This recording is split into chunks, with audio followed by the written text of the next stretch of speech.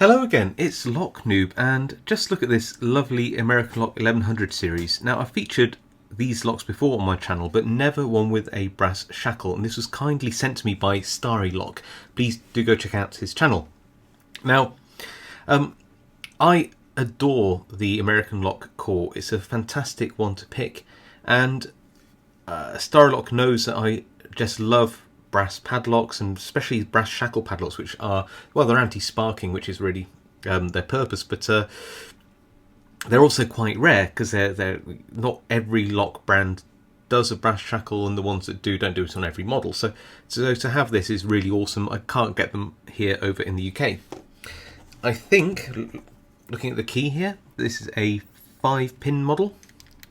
Some are 6. I guess we'll tell when we open it. I'm not very good at pin counting when I pick these locks, but nevertheless we'll give it a pick and see where we get to. Now, definitely one of my favourite all-time cores. I love the feedback on these. I like how subtle it is. I like the range of pins. The bittings on these locks are usually quite interesting too. Everything about these American locks are fantastic. How do I pick them?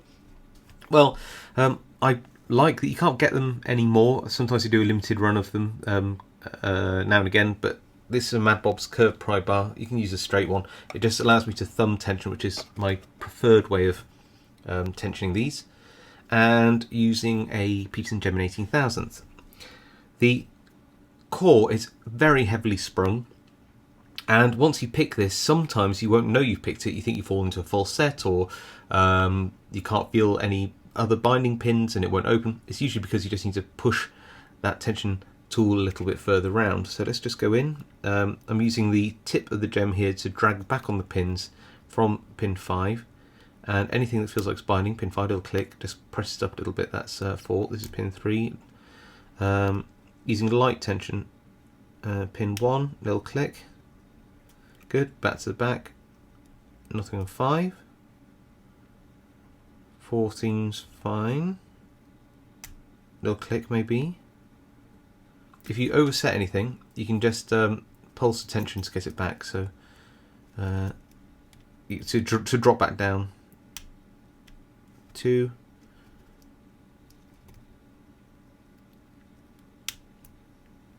5 again. And oh, there we go. That was 3, and we are open. So that didn't take very long at all. Sometimes they're just like that. It depends on the bitting and how far you push up a pin when you do pick it. I guess that's just the way the proverbial cookie crumbles. Now, this is a has a screw down the center there, so I'm just going to get a little fine screwdriver. Oh, that's held in tight. That's really tight. I think this has probably got some Loctite or something similar on it. Yes, look at that. Just as I suspected. That really does make things a little tougher to unscrew. So there's my pinning tray. Drop everything we need out. And there's the core. Got a key so I can close it back up. Now, somebody who I know very well said that they struggle to use the Sparrow's guts wrench, one of my favourite tools actually, on these type of lock, and it's because there is a small trick to it. You've got to sort of push up to begin with. That it is the right size of the core, but you've got to push up to begin with. Can you see, like that? Just like that, and then you can just push that off by rotating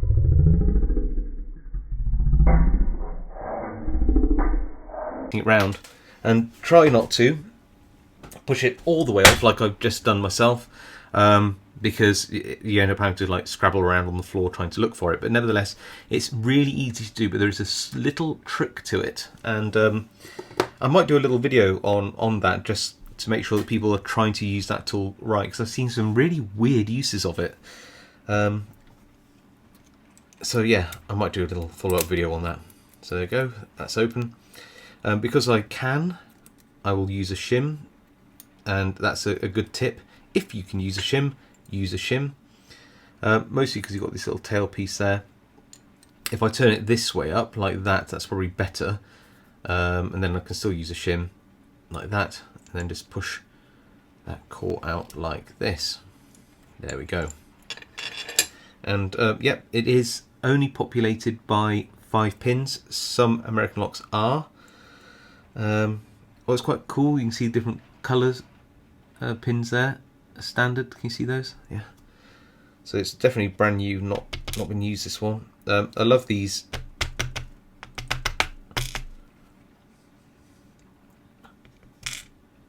Oh, well, that was a terrible gutting, but I will make sure that I put these pins in the right place. I think that they should go like this anyway. And then nothing sort of special on these cores. They are better if you can pin them to 6. Sometimes you can actually use the tip of the key here. If you look down inside, you might just be able to see the tip of the key and find a pin which fits that.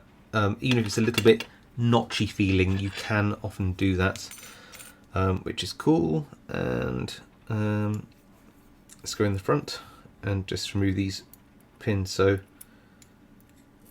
this one, these are all sat quite low in the lock. Sometimes they actually get caught up inside because of their heavy serrations and relatively weak springs. So they do pop out. There we go.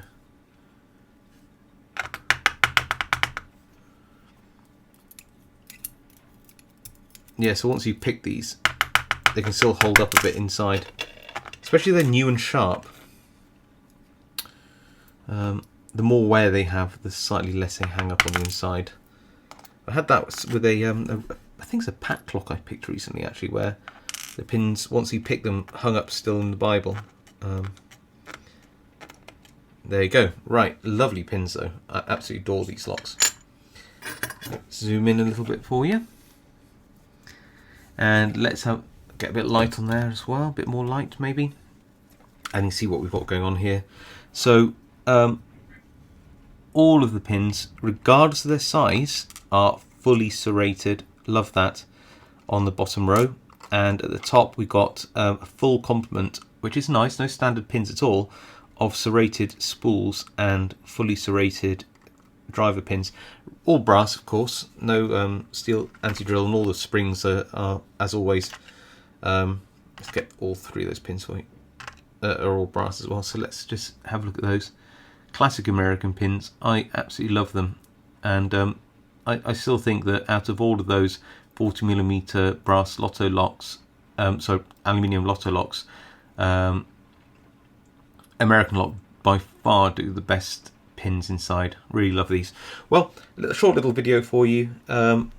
Just really wanted to pick that lock because I love these American locks. They're such good fun. You have to be really kind of like subtle with your picking, but there's a lot of reward to it. Hope you enjoyed the video. Leave a like if you enjoyed the video, a comment below if you want me to read your comments. I reply to as many as I can, and of course if you haven't subscribed, please do consider subscribing. It really helps my channel. I'll see you all next time.